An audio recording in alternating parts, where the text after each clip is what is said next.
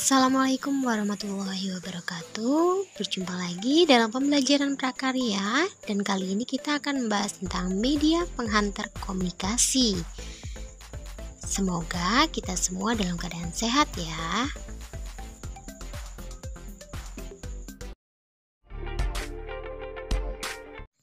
Media alat komunikasi terbagi menjadi dua.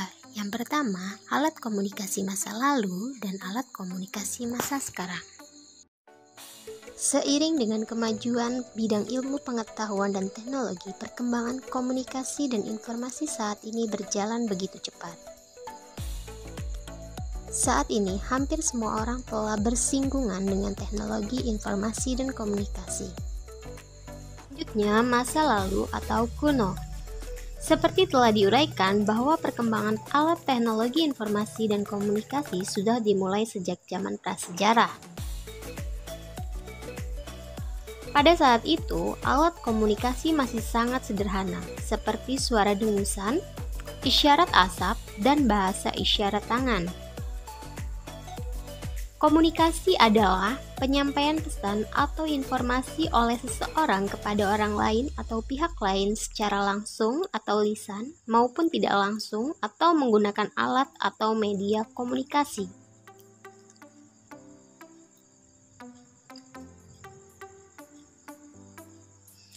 Media komunikasi masa lalu atau kuno. Yang pertama, ada kentongan.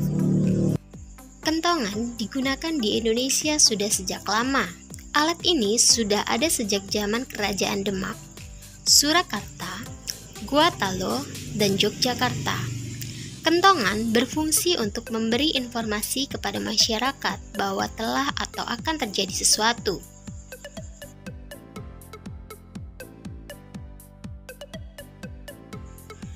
Yang kedua, daun lontar. Pada zaman yang sedikit lebih maju, manusia sudah mulai memakai bahasa tulisan sebagai media komunikasi. Kegiatan surat menyurat di Indonesia telah dimulai sejak masa Kerajaan Kutai, Tarumanegara, Majapahit, Sriwijaya, dan Mataram. Pada waktu itu, surat menyurat hanya terbatas antar kerajaan. Media yang digunakan untuk menulis surat adalah daun lontar. Daun lontar sebagai bahan naskah dipakai di Asia Selatan dan Asia Tenggara. Selain itu, ada juga yang menggunakan kayu, bambu, tulang binatang, rotan, dan prasasti. Yang ketiga adalah lonceng. Lonceng atau genta adalah suatu peralatan sederhana yang digunakan untuk menciptakan bunyi. Bentuk lonceng biasanya menyerupai sebuah tabung dengan salah satu sisi yang terbuka dan bergema saat dipukul. Alat untuk memukul dapat berupa kayu atau besi. Lonceng pada umumnya dibuat dari logam. Lonceng juga banyak digunakan dalam peribadatan beberapa agama di dunia sebagai penanda waktu ibadah atau beberapa ritual. Seiring berkembangnya teknologi komunikasi pada masa modern, lonceng sudah jarang digunakan. Meskipun demikian, ada beberapa tempat masih tetap menggunakannya untuk keperluan umum. Contohnya, masih ada beberapa sekolah menggunakan lonceng sebagai tanda pergantian pelajaran, jam istirahat, masuk kelas, dan juga untuk pengumuman. Yang keempat, burung merpati. Merpati pos adalah burung merpati yang dilatih untuk mengantarkan surat atau pesan. Merpati merupakan salah satu jenis burung yang cukup pintar, memiliki daya ingat yang kuat, kemampuan navigasi, dan memiliki naluri alamiah yang dapat kembali ke sarang meskipun sudah pergi dengan jarak yang jauh dan waktu yang lama. Dengan sifat-sifat tersebut, surat yang dibawa merpati pos pasti sampai di tujuan, atau sangat kecil kemungkinan surat tersebut nyasar. Kelima adalah prasasti. Prasasti adalah piagam atau dokumen yang ditulis pada bahan yang keras dan tahan lama. Dalam pengertian modern di Indonesia, prasasti sering dikaitkan dengan tulisan di batu nisan atau di gedung, terutama pada saat peletakan batu pertama atau peresmian suatu proyek bangunan. Trompet dari tanduk hewan. Dahulu, bunyi trompet digunakan sebagai alat komunikasi untuk menandai dimulai atau berakhirnya kegiatan-kegiatan tertentu. Trompet juga digunakan saat perang untuk menandai perintah atau pergerakan pasukan. Yang ketujuh, trompet keong. Trompet keong sejak dahulu telah dijadikan sebagai penanda perkumpulan atau terjadinya suatu peristiwa agar dapat berkumpul.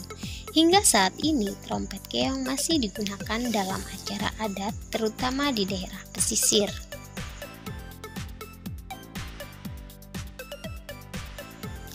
Kedelapan, asap. Secara umum, sinyal asap digunakan untuk mengirimkan berita, sinyal bahaya sebagai tanda darurat atau mengumpulkan orang banyak ke suatu tempat. Alat komunikasi ini biasa digunakan untuk mengirimkan suatu pesan rahasia kepada teman ataupun lawan. Alat komunikasi ini biasa digunakan untuk mengirimkan suatu pesan rahasia. 9. Serat papirus. Serat papirus digunakan pada masa 500 sebelum Masehi di daerah Sungai Nil sebagai media menyampaikan informasi. Serat ini dibuat dari serat pohon papirus. Dan yang terakhir, piktografi. Piktografi digunakan pada masa 3000 sebelum Masehi di Sumeria.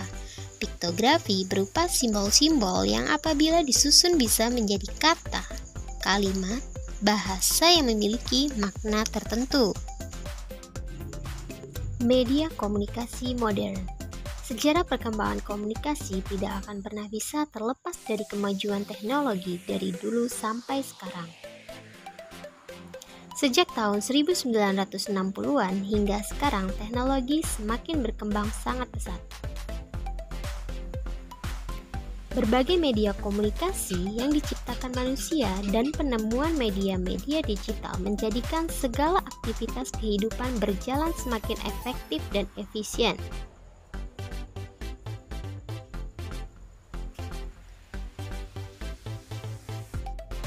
Media komunikasi modern. Yang pertama adalah surat kabar atau koran.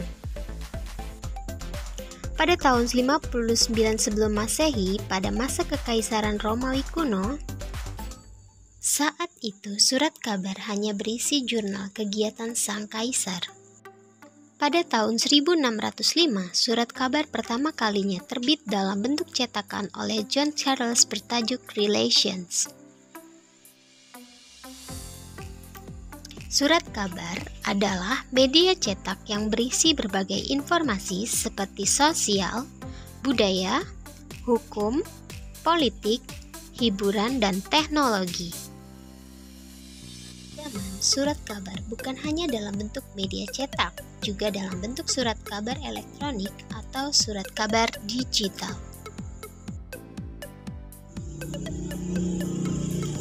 Kemudian yang kedua, radio. Penemuan radio diawali dengan ditemukannya gelombang radio oleh Heinrich Hertz pada tahun 1887. Sekitar 10 tahun kemudian, Guglielmo Marconi membuat radio pertama, tepatnya tahun 1897. Radio berfungsi sebagai alat komunikasi yang hanya terdengar suara saja. Siaran radio menyajikan informasi, berita, musik, dan diskusi yang hanya bisa didengar saja. Ketiga, yaitu televisi. Televisi adalah sebuah alat penangkap siaran bersuara dan bergambar. Televisi berasal dari dua kata Latin, yaitu tele, artinya jauh, dan visions yang berarti tampak. Jadi, televisi berarti melihat jarak jauh. Televisi ditemukan pertama kali oleh Paul Nipkow pada tahun 1883. Penemuan ini berasal dari ditemukannya cakram metal dalam bentuk logam kecil yang berputar dan memiliki banyak lubang. Perkembangan televisi juga sangat cepat, dimulai dari televisi hitam putih menjadi televisi berwarna, televisi berukuran kecil sampai berukuran sangat besar, televisi berlayar cembung sampai televisi berlayar datar. Dan sekarang ini lagi tren televisi LED atau televisi 3G. Dengan adanya televisi, informasi dari seluruh dunia bisa diakses di mana saja dan kapan saja. Apalagi siaran televisi juga bisa diakses melalui internet. Televisi menghadirkan beragam informasi seperti edukasi atau pendidikan, hukum, politik, sosial, infotainment, dan hiburan. Yang keempat, faksimile. Faksimile atau biasa juga dikenal dengan fax berasal dari bahasa Latin, yaitu facsimile, yang berarti membuat salinan yang sama persis dengan aslinya. Mesin fax juga biasa disebut telecopier. Mesin fax adalah peralatan komunikasi yang digunakan untuk mengirim dokumen dengan menggunakan suatu perangkat yang mampu beroperasi melalui jaringan telepon dengan hasil yang sangat serupa dengan aslinya. Yang kelima adalah telepon. Telepon merupakan alat komunikasi yang dapat mengirim pembicaraan melalui listrik. Dengan telepon, manusia dapat berkomunikasi secara lisan dengan seseorang yang terbentang jarak sangat jauh. Telepon pertama kali ditemukan oleh Alexander Graham Bell pada tahun 1876.